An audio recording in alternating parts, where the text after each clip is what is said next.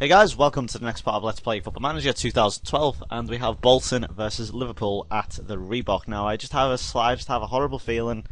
I don't know why, but I just have a horrible feeling about this game. First game since the Norwich game, I actually haven't played for a few days, and I'll be telling you why in a moment.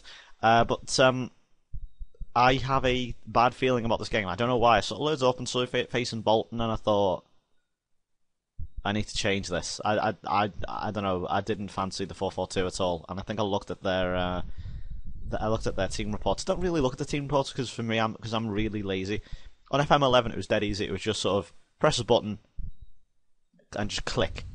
On this, you've got to go through one menu, then to another menu, and then to another menu when you finally see, and then you've got to work out in your head that Bolton like playing against this formation, but they don't like playing against this formation because it doesn't make it particularly clear on this game. I thought the pre-match meetings were a lot easier on FM11, but then again, they're not meant to be easy, are they?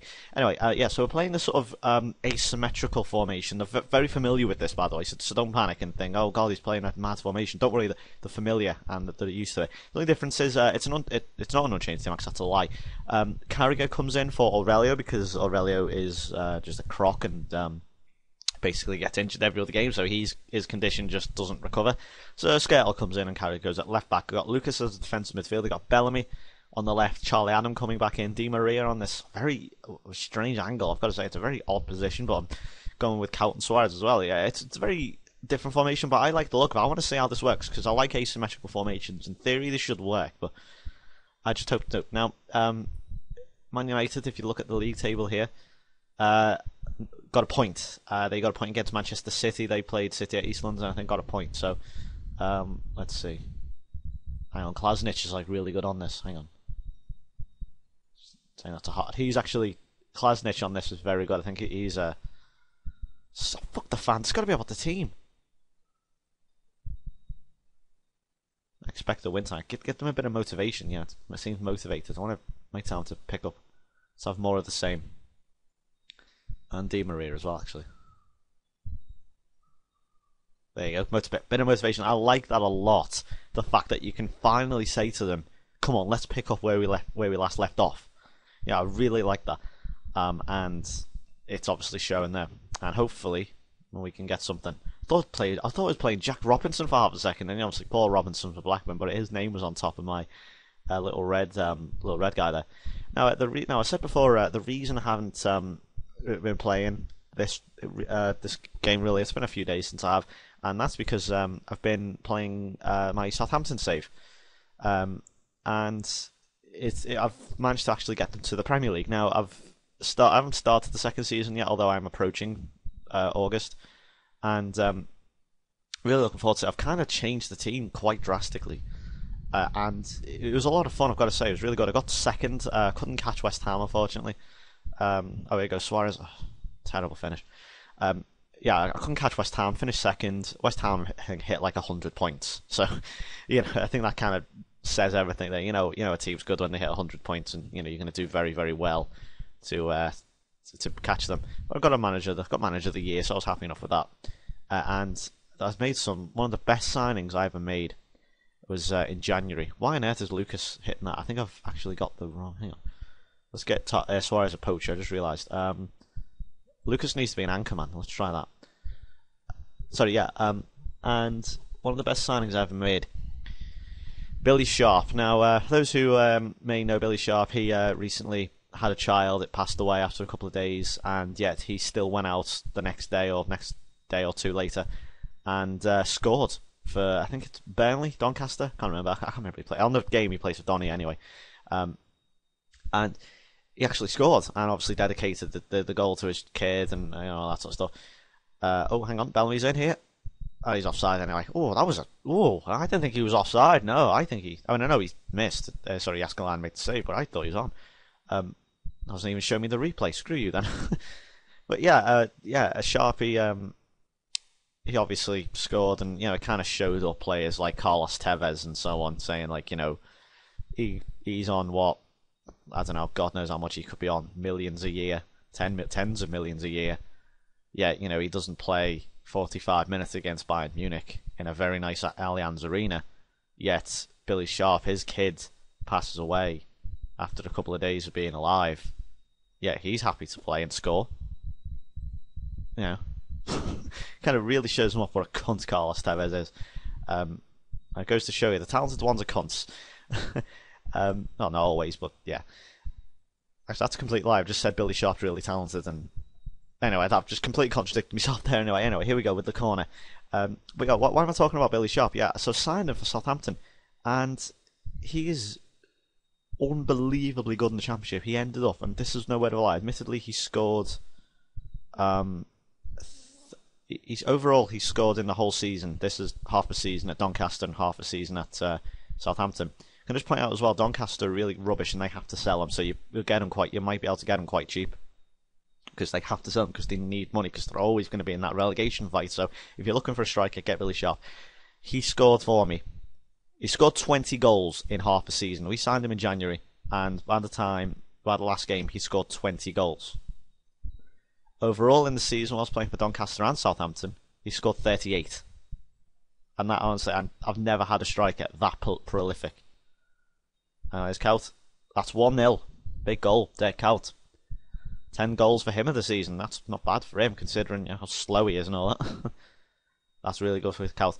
Right, but yeah, Sharp, unbelievable. So, and it gets even better because there's a good story for you. I signed him, and I threw him in the first game. Scored a hat-trick on his debut, and I thought, oh my god, you just can't get better than that. Hat-trick on your debut. What a pass this is from Bellamy. And then I think, oh, he can't get it. He's never going to do that again. So he goes out again, scores another hat-trick in his next game. He scored 2 consecutive hat-tricks on his debut. Oh, not on his debut. Like, he scored a hat-trick and then scored a hat-trick again after appearing. So I think it was he scored a hat-trick on his debut and then he scored a hat-trick on his home debut, which is just unbelievable. And then I think in the next game he scored again. So I mean Billy Sharp. I remember in the England series, I brought him into the England team. He didn't look that good, but he's amazing. And I'm just hoping that he'll be good in the Premier League. He was good for Premier League on FM anyway. He was near the top scorer. That's why I brought him in. To keep the performance up. Suarez, Di Maria's having a poor game. I might just say to him, pressure's off, play a natural game.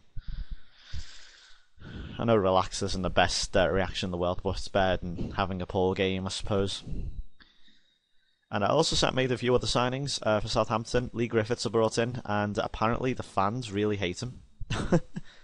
I don't know, it said, I can't remember what the word, it used the word to describe the signing of Lee Griffiths, an aberration, I think they said, and I thought that was a good thing initially, and then I read it in context, and I think it was a bad thing. Never heard that word before. And who else? There's Di Maria now.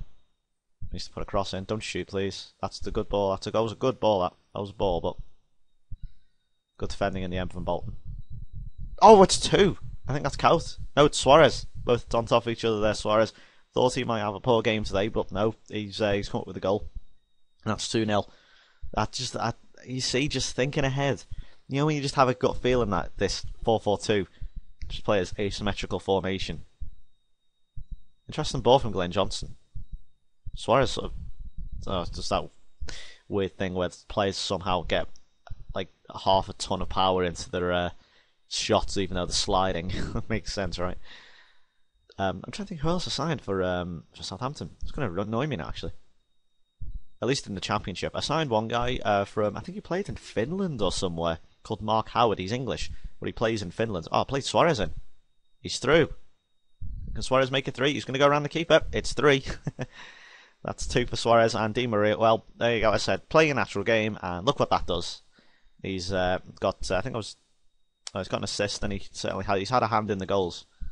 Certainly, that's 3-0 out the Reebok. Suarez, 10 minutes in between goals, but what a good ball, and good running from Suarez as well. And I think that it's always a good sign when he doesn't try and take the keeper one-on-one. Sure, it means, he's obviously backing away from a one-on-one, but he tries to go around the keeper, makes a bit of space for himself, and scores. So it's great. I also signed for Southampton Heider Helgeson, although he didn't really play the second half of the season because Billy Sharp was just so good.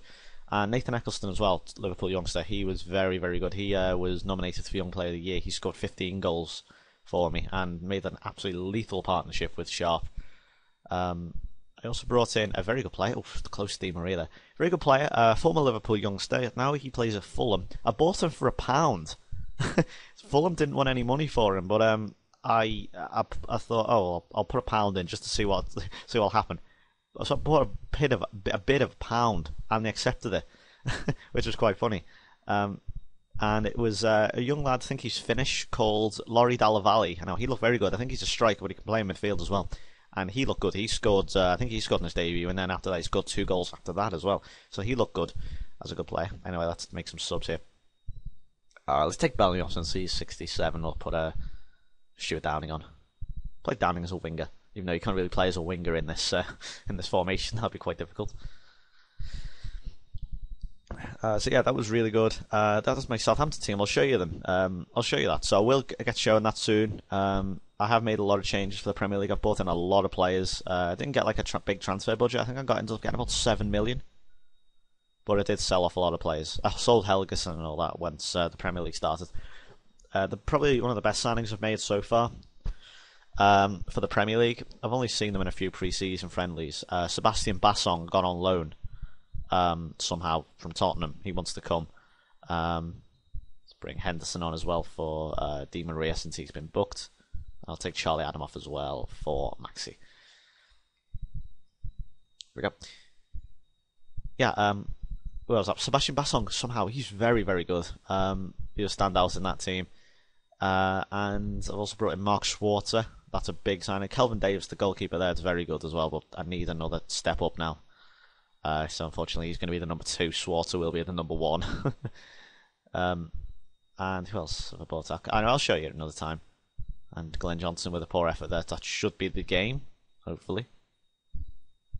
Because the funny thing about Southampton was I didn't actually started it before Barca Boy started his series. Now, if you haven't seen Barca Boy, he's like one of the big. Hang on, let me just do this. I'll get to that in a sec. You press me out there to Suarez and also Kaut. You did well. No reaction, but whatever. Yeah, Barca Boy. It's very nice to see he's doing Football Manager. Certainly, apart from Anto, probably one of the other big lads to do, also big names. Someone with a good amount of subscribers, I suppose you'd say, doing Football Manager. So if you want to check them out, go watch it. 555 Barca Boy 555 if you haven't seen him before. And he's also going to Southampton. I think he's going to do it different to me. But nevertheless, he's going to Southampton. If you want to watch that good Football Manager series, go ahead and watch it. I'm not too sure if he's going to get involved in the community or anything. I'm not going to be like messaging him saying, "Oh, would you like a dual complex?" or anything like that. I'm not going to do anything like that. But I'm just going to, if he wants to get involved in it, I'll let him get involved. And if he's going to come to someone, then so be it. So anyway, now you may have saw there we played Bolton at 7:30, which was very interesting because all the 3 o'clock fixtures have been moved to 7:30 for some reason. Whether there was riots again, I don't know. But well, that's 8 goals in 2 games, looking good so far. We now come to, Newcastle will come to Anfield. They're lying in 16th, not having a great season. Very much so a contrast to their real life form. Let's see then. So, yeah, this should be a good game. Hopefully we can get more goals past them and, hey, catch up to Man United again. The gap is now 6 points, 3 points ahead of Chelsea. And 10 points ahead of Tottenham in 4th. So thanks for watching, guys. Hope you enjoyed it, and I will see you for the next one. Goodbye for now.